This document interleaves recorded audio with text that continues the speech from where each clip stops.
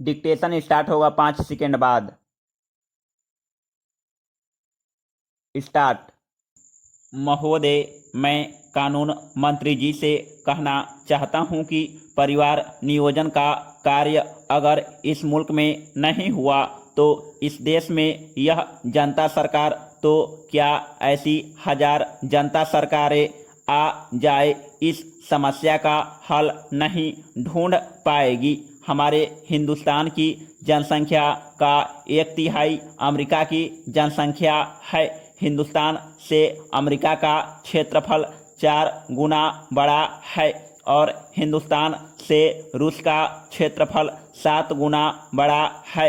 हिंदुस्तान की जनसंख्या अधिक होने से उसमें जो भी विकास के काम हुए हैं वे दिखाई नहीं देते हैं। Paragraph change. उपसभापति जी, कानून मंत्री जी कहते हैं कि लोकतंत्र की स्थापना करने के लिए हम कोई जोर जबरदस्ती नहीं करेंगे। आप दिल्ली स्टेशन पर जाइए, वहां पर भी प्लेटफार्म पर 1 लाख आदमी सोए मिलेंगे। यह है आपका लोकतंत्र। आप रेलों में द्वितीय श्रेणी के डिब्बों को देखें तो लगेगा कि जैसे आदमियों की एक बाढ़ सी आ गई है। आज आप स्कूलों में जाइए, वहाँ भी भर्ती के लिए जगह नहीं है। कॉलेज में जाइए, वहाँ भी भर्ती के लिए जगह नहीं है। नौकरियों के लिए इस मुल्क के अंदर 10 करोड़ बेकार फैले हुए हैं। इस मुल्क के अंदर आज यह स्थिति हो गई है कि आप किसी भी बस स्टैंड पर चले जाइए, आपको जगह नहीं मिलेगी। बसों में कोई जगह नहीं है, रेलों में जगह नहीं है, प्लेटफार्मों पर लोगों को सोने के लिए जगह नहीं मिलती है। दिल्ली और लखनऊ जैसे बड़े शहरों में रहने के लिए मकानों की महान समस्या पैदा हो गई है। लाखों लोग कलकत्ता के फुटपाथों पर सोए रहते हैं। आज हमारे देश में जनसंख्या की समस्या पूरे राष्ट्र की समस्या बन गई है। मैं समझता हूं कि जब तक इस देश के सभी दल युद्ध स्तर पर इस समस्या का हल ढूंढने की कोशिश नहीं करेंगे, तब तक यह समस्या हल नहीं हो सकती है। हमारे देश में परिवार नियोजन का कार्य सबसे महान कार्य है। जब तक इस कार्य को युद्ध स्तर पर नहीं किया जाएगा, तब तक जनसंख्या की समस्या हमारे देश में हल नहीं हो सकती है। यह बात मेरी समझ में नहीं आती है। मैं यह स्पष्ट रूप से कहना चाहता हूं कि लोकशाही की बात करने वाले अगर समाजवाद की दिशा में कोई कदम नहीं बढ़ाएंगे तो लोकशाही को कोई नहीं बचा सकता है। Paragraph change.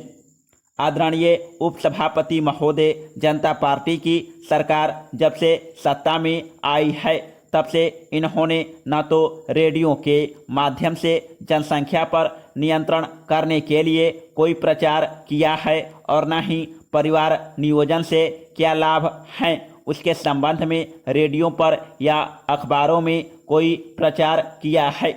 आज आवश्यकता इस बात की है कि जनता को परिवार नियोजन के बारे में शिक्षित किया जाए। आज अखबारों के अंदर और रेडियो पर इस बात का प्रचार नहीं किया जाता है कि अधिक बच्चे होने से क्या नुकसान होता है और बाल विवाह करने से क्या हानियां होती हैं। जब से जनता पार्टी की सरकार सत्ता में आई, प्रगति रुक गई। महोदय, दूसरे जो हमारे टैक्स हैं जैसे इनकम टैक्स हैं, सुपर टैक्स हैं, मृत्यु टैक्स है, वे अच्छी तरह से वसूल नहीं हो पाते हैं। बहुत से धनवान लोग जो इन टैक्सों को देने वाले हैं वे सरकार को किसी न किसी तरीके से धोखा देकर इन टैक्सों के देने से छूट जाते हैं और सरकार भी उनसे इन टैक्सों को वसूल नहीं कर पाती है।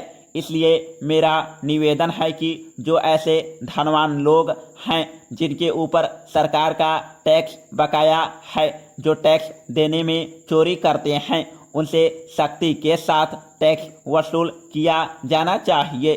सरकार की यह नीति रहती है कि कुछ सालों तक वह इस तरह का टैक्स धनवानों से वसूल नहीं कर पाती है, उन्हें बाद में माफ कर दिया जाता है।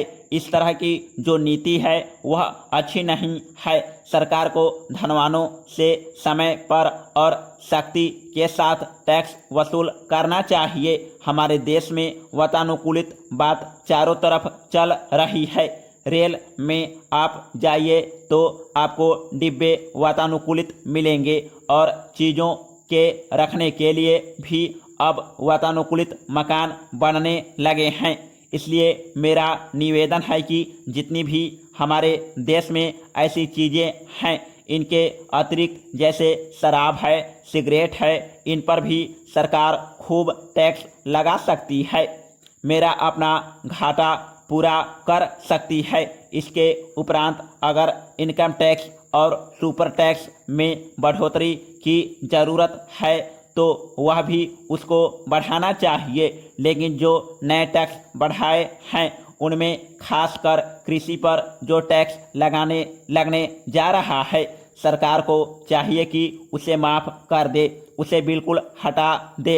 मैं इस संबंध में इतना ही अपवाद ग्रह मानता हूं कि जिन व्यापारियों ने काला बाजार में पैसा कमाया है, अगर वे अपना पैसा छिपाने के लिए उसको ज़मीन पर लगाते हैं, यानी खेत मोल लेते हैं, अगर अंगूर के बाग लगाते हैं और इस तरह से अपने काले धन को सफ़ेद धन करना चाहते हैं, ऐसे धनवानों के ऊपर कृषि टैक्स लगाने में मुझे कोई दिक्कत नहीं है। वित्त मंत्री महोदय का कहना है कि जो इनकम टैक्स देने वाले लोग हैं, अगर वे सख्ती खेती करते हैं तो उन्हीं के ऊपर यह टैक्स लगाया जाएगा। लेकिन मुझे डर इस बात का है कि जब सूखे के साथ गीली चीज़ भी जल जाती है तो ऐसा भी हो सकता है कि धनवान किसानों के बाद धीरे धीरे मध्यम तथा छोटे किसानों की भी बारी आ जाए और इस तरह से धीरे धीरे मध्यम तथा छोटे किसानों पर भी टैक्स लग जाए। Paragraph change. दूसरी बात मैं यह कहना चाहता हूं कि हर प्रांत में कहीं ज़मीन की मर्यादा 25 एकड़ है, कहीं 15 एकड़ है, कहीं 40 एकड़ है। खेती के उत्पादन की क्षमता वार्षिक 1800 रुपये की आय मानकर किसानों की इकोनॉमिक होल्डिंग बना दी गई है। उन सब किसानों का भूमि राजस्व सदा के लिए माफ कर देना चाहिए, क्योंकि शहरों में जिनके पास खेती नहीं होती। समाप्त।